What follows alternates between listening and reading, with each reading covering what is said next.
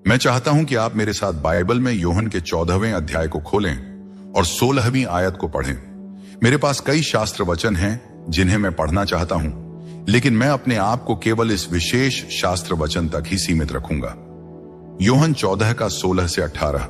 यदि तुम मुझसे प्रेम रखते हो तो मेरी आज्ञाओं का पालन करो, और मैं पिता से विनती करूंगा और वह तुम्हें एक और सहायक देगा जो सदा तुम्हारे साथ रहेगा, अर्थात सत्य का आत्मा, जिसे संसार ग्रहण नहीं कर सकता क्योंकि वह उसे देख नहीं सकता और ना उसे जानता है, परंतु तुम उसे जानते हो क्योंकि वह तुम्हारे साथ ठहरता है और तुम में रहेगा।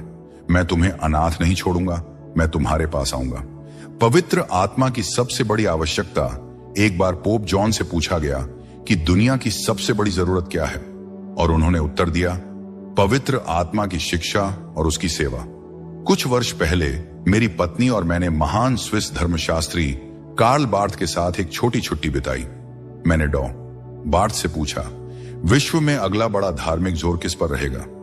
यह उन दिनों की बात है जब करिश्माई कैरिज्मेटिक आंदोलन पूरी तरह उभरकर सामने नहीं आया था, लेकिन डॉ कार्ल बार्थ ने भविष्यवाणी करते हुए कहा, अगला जोर पवित्र आत्मा के कार्यों पर रहेगा।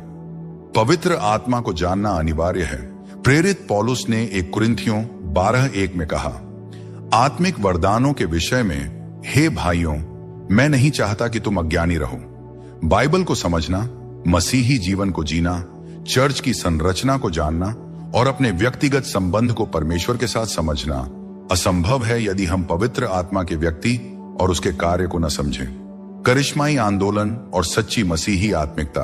आज हमारे पास करिश्माई आंदोलन, कैरिज्मेटिक मूवमेंट है। मैं इसे पूरी दुनिया में देखता हूं। यह विभिन्न रूपों में प्रकट होता है। मैं उन देशों में गया हूं जहां लोग कहते हैं कि रोमन कैथोलिक चर्च में करिश्माई आंदोलन बहुत तेजी से बढ़ रहा है, लेकिन मैंने देखा कि इनमें से कई लोगों ने कभी भी भाषा में नहीं बोला, फिर भी वे कहते हैं कि वे करिश्माई हैं क्योंकि उन्होंने मसीह के साथ एक नया अनुभव किया है। और वे सही हैं क्योंकि हर सच्चा मसीही करिश्माई होता है। सच्चा मसीही करिश्माई होता है। यह शब्द करिश्माटा से आता है, जिसका मूल अर्थ चैरिस अर्थात अनुग्रह का वरदान है। बाइबल में 19, 20 या 21 आत्मिक वरदानों का उल्लेख है, और इससे कोई फर्क नहीं पड़ता कि हम इन्हें किस प्रकार गिनते हैं। मुख्य बात यह है कि हर सच्चा मसीही आत्मा से भरा हुआ होता है। पवित्र आत्मा के वरदान और उनकी सामर्थ्य। आप इन वरदानों को कैसे गिनते हैं? मेरी पुस्तक में मैंने 20 वरदानों का उल्लेख किया है, लेकिन मुझे विश्वास है कि यह केवल पवित्र आत्मा के वरदानों की एक उदाहरण सूची है। हर सच्चे विश्वास करने वाले को पवित्र आत्मा के द्वारा कोई ना कोई वरदान अवश्य दिया गया है। पवित्र आत्मा के कुछ प्रमुख वरदान: प्रशासन, एडमिनिस्ट्रेशन का वरदान, सहायता, हेल्प्स का वरदान, ज्ञान, नॉलेज का वरदान, बुद्धि, विजडम का वरदान, सुसमाचार, प्रचारक, एवेंजलिस्ट का वरदान, पास्टर का वरदान, शिक्षक, टीचर का वरदान। जो भी वरदान आपको मिला है वह पवित्र आत्मा की इच्छा से आपको दिया गया है। यह वरदान आपको मदद करने, मार्गदर्शन देने, नेतृत्व करने, आपको सामर्थी बनाने, मसीह के शरीर चर्च को बढ़ाने और संसार में मसीह की गवाही देने के लिए दिया गया है। इस प्रकार हर सच्चा मसीही करिश्माई है क्योंकि वह पवित्र आत्मा से वरदान पाता है। पवित्र आत्मा का व्यक्तित्व और कार्य। सबसे पहले यह समझना आवश्यक है कि पवित्र आत्मा कोई वस्तु, आईटी नहीं है।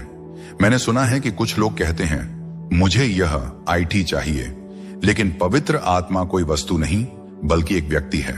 बाइबल कहती है कि वह कुछ नहीं है बल्कि कोई है। वह स्वयं परमेश्वर है। त्रित्व, ट्रिनिटी में 3 व्यक्तित्व हैं। 1, परमेश्वर पिता, गॉड द फादर। 2, परमेश्वर पुत्र, गॉड द सॉन। 3, परमेश्वर पवित्र आत्मा, गॉड द होली स्पिरिट। आप कह सकते हैं, मैं इसे समझ नहीं पाता। सच कहूं, मैं भी पूरी तरह से इसे नहीं समझ सकता, और मैं इसे इस समय समझाने का प्रयास नहीं करूंगा, परंतु हमें विश्वास के द्वारा इसे स्वीकार करना चाहिए कि एक परमेश्वर 3 व्यक्तियों में प्रकट होता है: परमेश्वर पिता, परमेश्वर पुत्र और परमेश्वर पवित्र आत्मा। पवित्र आत्मा की सामर्थ्य। 1, पवित्र आत्मा सर्वशक्तिमान है। बाइबल में मीका 3:8 कहता है, परंतु मैं यहोवा के आत्मा की शक्ति से भरपूर हूं। 2, पवित्र आत्मा सर्वव्यापी है। बाइबल कहती है कि कोई भी स्थान ऐसा नहीं है जहां पवित्र आत्मा नहीं हो। भजन संहिता 139 का 7 में लिखा है, मैं तेरे आत्मा से कहां जाऊं, मैं तेरी उपस्थिति से कहां भागूं। यही एक कारण था कि मसीह स्वर्ग में गए। जब यीशु पृथ्वी पर थे तो वह केवल एक शरीर में सीमित थे और एक ही स्थान पर हो सकते थे, लेकिन जब वह स्वर्ग में गए तो पवित्र आत्मा आया और वह हर स्थान पर उपस्थित रहने लगा। अब पवित्र आत्मा एक ही समय में मेरे हृदय में और आपके हृदय में कार्य कर सकता है, चाहे हम एक दूसरे से हजारों मील दूर क्यों ना हों। 3. पवित्र आत्मा सर्वज्ञानी है। बाइबल कहती है, परंतु परमेश्वर ने हमें आत्मा के द्वारा प्रकट किया है, क्योंकि आत्मा सब बातें, यहां तक कि परमेश्वर की गूढ़ बातें भी ढूंढ लेता है। 1 कुरिन्थियों 2:10। इसलिए पवित्र आत्मा की उपस्थिति, उसकी सामर्थ्य और उसका कार्य मसीही जीवन में बहुत महत्वपूर्ण है। पवित्र आत्मा का कार्य और उसकी सामर्थ्य बाइबल कहती है, परंतु परमेश्वर ने उन्हें आत्मा के द्वारा प्रकट किया है, क्योंकि आत्मा सब बातें, यहां तक कि परमेश्वर की गूढ़ बातें भी ढूंढ लेता है। 1 कुरिन्थियों 2:10। पवित्र आत्मा हमें सिखाता है और हमें मसीही जीवन में गहराई से आगे बढ़ने में सहायता करता है। हमारा मसीही जीवन केवल पवित्र आत्मा की मदद से ही विकसित हो सकता है। जब कोई मसीह को अपने उद्धारकर्ता के रूप में स्वीकार करता है, उसी क्षण पवित्र आत्मा उसके हृदय में निवास करने आता है। आपका शरीर पवित्र आत्मा का मंदिर बन जाता है। पवित्र आत्मा आपके जीवन को मार्गदर्शन देने, आपको सामर्थ्य देने और आपको मसीही जीवन जीने में मदद करने के लिए आता है। पवित्र आत्मा के बिना कोई भी मसीही जीवन नहीं जी सकता। कोई भी व्यक्ति पवित्र आत्मा के बिना सच्चा मसीही नहीं बन सकता। कोई भी व्यक्ति पवित्र आत्मा की सहायता के बिना यीशु का अनुसरण नहीं कर सकता। इसीलिए पवित्र आत्मा हमारे जीवन में अत्यधिक महत्वपूर्ण है। पवित्र आत्मा सर्वज्ञानी है। बाइबल कहती है कि पवित्र आत्मा को सभी बातों का ज्ञान है, परंतु परमेश्वर ने हमें आत्मा के द्वारा प्रकट किया है, क्योंकि आत्मा सब बातें, यहां तक कि परमेश्वर की गूढ़ बातें भी ढूंढ लेता है। 1 कुरिन्थियों 2:10। प्रकाशित वाक्य की पुस्तक में लिखा है कि पवित्र आत्मा की 7 आंखें हैं। शास्त्रों में 7 पूर्णता का प्रतीक है। इसका अर्थ यह है कि पवित्र आत्मा सब कुछ देखता है और जानता है। वह आपके हृदय की हर बात जानता है। वह आपके मन के विचारों को भी जानता है। उसे कुछ भी छिपा नहीं है। पवित्र आत्मा शाश्वत है। इब्रानियों 9:14 में लिखा है, तो फिर मसीह, जिसने अपने आप को सनातन आत्मा के द्वारा परमेश्वर के सामने निष्कलंक बलिदान चढ़ाया, तुम्हारे विवेक को मरे हुए कामों से क्यों न शुद्ध करेगा, ताकि तुम जीवित परमेश्वर की सेवा कर सको। पवित्र आत्मा अनादि और अनंत है। वह परमेश्वर पिता और परमेश्वर पुत्र के साथ सहज शाश्वत है। त्रित्व को समझना, मैं त्रित्व को पूरी तरह समझा नहीं सकता और शायद कोई भी मनुष्य इसे पूरी तरह नहीं समझ सकता, लेकिन इसे समझाने के लिए कुछ उदाहरण दिए जा सकते हैं। एक सेब में 3 भाग होते हैं, बाहरी छिलका, अंदर का फल और बीज वाला केंद्र, लेकिन यह सब मिलकर एक ही सेब होता है। बर्फ, पानी और वाष्प, ये तीनों अलग अलग रूप हैं, लेकिन सभी का मूल तत्व एक ही है। यह केवल एक साधारण उदाहरण है, लेकिन त्रित्व, ट्रिनिटी, इससे कहीं अधिक महान और रहस्यमय है। पवित्र आत्मा की पवित्रता और हमारी पवित्रता बाइबल में 100 बार पवित्र आत्मा को पवित्र आत्मा या पुराने अंग्रेजी अनुवाद में पवित्र, होली गोस्ट कहा गया है। बाइबल कहती है, परमेश्वर कहता है, पवित्र बनो क्योंकि मैं पवित्र हूं। 1 पतरस 1:16। पवित्र आत्मा का एक कार्य हमें पवित्र बनाना है। हमें हर दिन पहले से अधिक पवित्र होना चाहिए। हमारे जीवन का लक्ष्य मसीह के स्वरूप में बढ़ना और उसकी छवि में ढलना होना चाहिए। पवित्र आत्मा इस पूरी प्रक्रिया में हमारी मदद करता है। पवित्र आत्मा और स्वतंत्रता, लिबर्टी, जहां पवित्र आत्मा है वहां स्वतंत्रता है। कुरिन्थियों 3:17 में लिखा है, अब प्रभु आत्मा है और जहां कहीं प्रभु का आत्मा है वहां स्वतंत्रता है।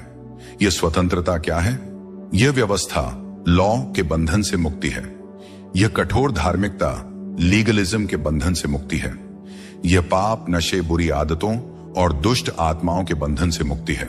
यीशु ने कहा, जो पाप करता है वह पाप का दास है, लेकिन यीशु मसीह क्रूस पर मरकर हमें इस दासत्व से मुक्ति देते हैं और पवित्र आत्मा हमें आत्मिक स्वतंत्रता प्रदान करता है। पवित्र आत्मा का प्रथम कार्य पाप की जांच, कन्विक्शन ऑफ सिन। पवित्र आत्मा का सबसे पहला कार्य हमें हमारे पापों का एहसास कराना है। यीशु ने कहा, और जब वह आएगा तब वह संसार को पाप, धार्मिकता और न्याय के विषय में दोषी ठहराएगा। यूहन्ना 16:8। पवित्र आत्मा हमें हमारे पापों का बोध कराता है। वह हमें दिखाता है कि हम परमेश्वर की सिद्ध धार्मिकता से कितने दूर हैं। कभी वह एक मां की प्रार्थनाओं के द्वारा हमें सचेत करता है, कभी एक दुखद अनुभव के द्वारा वह हमें हमारी आत्मिक दशा दिखाता है, कभी एक पास्टर के संदेश के द्वारा वह हमारे हृदय को छूता है, कभी वह इस प्रकार के संदेशों या प्रचार के द्वारा हमें बुलाता है। पवित्र आत्मा हमें व्याकुल करता है। बहुत से लोग जब पवित्र आत्मा के कार्य से अभिभूत होते हैं तो वे बेचैन हो जाते हैं। कुछ लोग क्रोधित हो जाते हैं, कुछ लोग आत्मा के दबाव को सहन नहीं कर पाते, कुछ लोग विरोध करते हैं परंतु बाद में पश्चाताप करके मसीह को स्वीकार करते हैं। पवित्र आत्मा हमें यह एहसास दिलाता है कि हम पापी हैं और हमें पश्चाताप की आवश्यकता है। बिना पवित्र आत्मा के कार्य के कोई भी व्यक्ति उद्धार प्राप्त नहीं कर सकता। आप पापों की क्षमा प्राप्त नहीं कर सकते, आप स्वर्ग के राज्य में प्रवेश नहीं कर सकते, आप मसीह में नया जन्म नहीं ले सकते। पवित्र आत्मा का दूसरा कार्य नया जीवन देना, new life in Christ. Bible कहती है, तुम अपने अपराधों और पापों के कारण मरे हुए थे। इफिसियों 2:1। मनुष्य आत्मिक रूप से मरा हुआ है। हमारे भीतर जो आत्मा है, जो परमेश्वर के स्वरूप में बनाई गई है, वह परमेश्वर के प्रति मरी हुई होती है। आज संसार को किस चीज की जरूरत है? संसार को जीवन की जरूरत है। बाइबल कहती है, क्योंकि सब ने पाप किया है और परमेश्वर की महिमा से रहित हैं। रोमियो 3:23। इसलिए हर मनुष्य आत्मिक रूप से मरा हुआ है। मरे हुए व्यक्ति को किस चीज की आवश्यकता होती है? जीवन की। पवित्र आत्मा आता है और यीशु मसीह में नया जीवन देता है। क्या आप जीवन की आशा खो चुके हैं? प्रसिद्ध दार्शनिक बर्ट्रैंड रसेल ने अपने एक मित्र को लिखा, मैं आत्महत्या के बारे में ही सोचता रहता हूं। मनुष्य और उसके कार्यों पर एक अंधकारमयी रात छाई रहती है जिसका कोई अंत नहीं है। क्या आप भी इसी प्रकार महसूस कर रहे हैं? क्या आपके लिए रात घना, अंधकारमय और निष्ठुर हो गया है? क्या आपके जीवन में कोई आशा नहीं बची है? मनुष्य बिना परमेश्वर के बिल्कुल खोया हुआ है। पवित्र आत्मा का तीसरा कार्य हमारे भीतर वास करना, indwelling of the holy spirit. यीशु ने कहा, जब तक कोई नया जन्म न ले वह परमेश्वर के राज्य को देख नहीं सकता। यूहन्ना 3:3। नया जन्म आवश्यक है। मनुष्य आत्मिक रूप से मरा हुआ है। जब तक वह पवित्र आत्मा द्वारा नया जन्म नहीं पाता तब तक वह परमेश्वर के राज्य में प्रवेश नहीं कर सकता। नया जन्म मनुष्य के कार्यों से नहीं होता। कुछ लोग सोचते हैं कि उनके अच्छे कर्म उन्हें उद्धार दिला देंगे, लेकिन बाइबल स्पष्ट रूप से कहती है, जो धर्म के काम हमने आप किए उनके अनुसार नहीं, पर अपनी दया के अनुसार उस नए जन्म के स्नान और पवित्र आत्मा के हमें नया बनाने के द्वारा उसने हमारा उद्धार किया। तीतुस 3:5। हम अपनी धार्मिकता से नहीं बल्कि परमेश्वर की दया और अनुग्रह से उद्धार पाते हैं। मैं स्वर्ग जाने के योग्य नहीं हूं, मैं अपने पापों की क्षमा का पात्र नहीं हूं, उद्धार पाने के योग्य नहीं हूं, मुझे यह शांति और आनंद नहीं मिलना चाहिए था, लेकिन यह परमेश्वर का अनुग्रह और दया है जो हमें उद्धार प्रदान करता है। यह कुछ ऐसा है जिसे हमने कमाया नहीं बल्कि मुफ्त में एक उपहार, गिफ्ट ऑफ सैल्वेशन के रूप में प्राप्त किया। पवित्र आत्मा हमारे भीतर बसता है। बाइबल कहती है, और मैं तुम में अपनी आत्मा डालूंगा और तुम मेरे नियमों पर चलोगे और मेरी विधियों को मानोगे और उन पर चलोगे। यहेजकेल 33:27। सोचिए, परमेश्वर कहता है कि वह स्वयं हमारे भीतर बसना चाहता है। जब आप नया जन्म लेते हैं, पवित्र आत्मा आपके अंदर वास करने लगता है। आपका शरीर परमेश्वर का मंदिर बन जाता है। क्या तुम नहीं जानते कि तुम परमेश्वर का मंदिर हो और परमेश्वर का आत्मा तुम में वास करता है? 1 कुरिन्थियों 3:16। हमारे शरीर का सम्मान क्यों आवश्यक है? क्योंकि हम परमेश्वर के मंदिर हैं। हमें अपने शरीर में अशुद्ध वस्तुएं नहीं डालनी चाहिए। हमें अपने शरीर को संयम में रखना चाहिए। हमें शारीरिक लालसाओं से बचना चाहिए। पवित्र आत्मा का चौथा कार्य सामर्थ्य देना, एम्पावरमेंट टू सर्व क्राइस्ट। यीशु ने वादा किया, परंतु जब पवित्र आत्मा तुम पर आएगा तब तुम सामर्थ्य पाओगे और यरूशलेम और सारे यहूदिया और सामरिया में वरन पृथ्वी की छोर तक मेरे गवाह होंगे। प्रेरितों के काम 1:8। आप मसीही जीवन अपनी शक्ति से नहीं जी सकते। प्रचार करने के लिए पवित्र आत्मा की शक्ति आवश्यक है। मसीही जीवन जीने के लिए पवित्र आत्मा की सामर्थ्य आवश्यक है। कुछ लोग सोचते हैं कि प्रचारकों की सफलता किसी प्रचार रणनीति या विज्ञापन से होती है, लेकिन सच्चाई यह है कि यह सब पवित्र आत्मा की शक्ति से होता है। सच्ची सामर्थ्य कहां से आती है? समाचार पत्रों के लेखक प्रचार की सफलता को आंखों की चमक, प्रचार शैली या किसी और चीज से जोड़ते हैं, लेकिन सच्ची सामर्थ्य पवित्र आत्मा से आती है। क्या आप पवित्र आत्मा की सामर्थ्य चाहते हैं? क्या आप चाहते हैं कि आपका जीवन बदले? क्या आप चाहते हैं कि परमेश्वर आपके भीतर वास करे? आप अभी यीशु मसीह को अपने उद्धारकर्ता के रूप में स्वीकार कर सकते हैं और पवित्र आत्मा आपके जीवन को बदल देगा। पवित्र आत्मा और आत्मिक वरदान, spiritual gifts and fruits of the spirit. यीशु मसीह का उद्देश्य महिमा पाना है। प्रचारक, गायक, आयोजक और अन्य सेवक मात्र एक माध्यम, कम्युनिकेटर होते हैं। परमेश्वर प्रत्येक व्यक्ति को अलग अलग वरदान, गिफ्ट्स देता है। कुछ लोग प्रचार करने का वरदान पाते हैं, कुछ को गायन या संगीत का वरदान मिलता है, कुछ को आयोजन और व्यवस्थापन का वरदान दिया जाता है। परमेश्वर स्वयं यह निर्णय करता है कि किसे कौन सा वरदान देना है, परंतु वही आत्मा सब में कार्य करता है और अपनी इच्छा से प्रत्येक को अलग अलग वरदान बांटता है। 1 कुरिन्थियों 12:11। मेरा काम केवल परमेश्वर के संदेश का प्रचार करना है। मसीही संदेश का सार यही है। 1, यीशु हमारे पापों के लिए मरे, 1 कुरिन्थियों 15:3। 2, वह मृतकों में से जी उठे, 1 कुरिन्थियों 15:4। 3, वह फिर से आने वाले हैं, यूहन्ना 14:3। चौथा, वह पवित्र आत्मा के द्वारा हमारे जीवन में आकर हमें नया बना सकते हैं, यूहन्ना 3:5-6। क्या आपने कई बार असफलता का अनुभव किया है? वेकफील्ड इंग्लैंड में एक महिला ने 38 बार ड्राइविंग टेस्ट दिया और हर बार असफल हुई। उसी तरह कई लोग अनेक बार अपने जीवन को सुधारने का प्रयास करते हैं, लेकिन असफल होते हैं। आपने कई बार संकल्प लिया होगा कि अब से मैं बदल जाऊंगा। आपने कई बार सोचा होगा कि अब से मैं बेहतर जीवन जीऊंगा। आपने कई बार आत्मसमर्पण किया होगा, लेकिन असफलता हाथ लगी। क्या यह आपकी 38वीं कोशिश है? इस बार यदि आप सही तरीके से यीशु के पास आते हैं, पश्चाताप और विश्वास के साथ, तो वह आपको नया जीवन देंगे। यदि कोई मसीह में है तो वह नई सृष्टि है। पुरानी बातें बीत गईं, देखो सब कुछ नया हो गया। 2 कुरिन्थियों 5:17। पवित्र आत्मा के फल, fruits of the holy spirit. जब पवित्र आत्मा किसी व्यक्ति के भीतर कार्य करता है तो उसके जीवन में आत्मिक फल प्रकट होते हैं। गलातियों 5:22-23 के अनुसार पवित्र आत्मा के 9 फल होते हैं। 1, प्रेम, लव, निस्वार्थ प्रेम जो दूसरों के भले की सोचता है। 2, आनंद, जॉय, परिस्थितियों से परे रहने वाली आंतरिक खुशी। 7वां, शांति, पीस, हर स्थिति में ईश्वर में भरोसा रखना। 8वां, धैर्य, लॉन्ग सफरिंग, कठिन परिस्थितियों में स्थिर और सहनशील बने रहना। 9वां, कोमलता, जेंटलनेस, दूसरों के प्रति दयालु और विनम्र व्यवहार। 10वां, भलाई, गुडनेस, नैतिक रूप से सही और ईमानदार जीवन जीना। 11वां, विश्वास, फेथ, परमेश्वर पर पूर्ण विश्वास और भरोसा रखना। 8, नम्रता, मीकनेस, अहंकार को त्याग कर विनम्र बनना। 9, संयम, टेम्परेंस, अपने जीवन को आत्म अनुशासन में रखना। क्या आपके जीवन में ये गुण दिखाई दे रहे हैं? यदि नहीं तो यह समय है कि आप अपने जीवन को पूरी तरह पवित्र आत्मा के अधीन कर दें ताकि वह आपको नया बना सके। तुम आत्मा के अनुसार चलो तो शरीर की इच्छा पूरी ना करोगे। गलातियों 5:16। आज आपका क्या निर्णय है? 1, क्या आप अपने जीवन को यीशु को समर्पित करना चाहते हैं?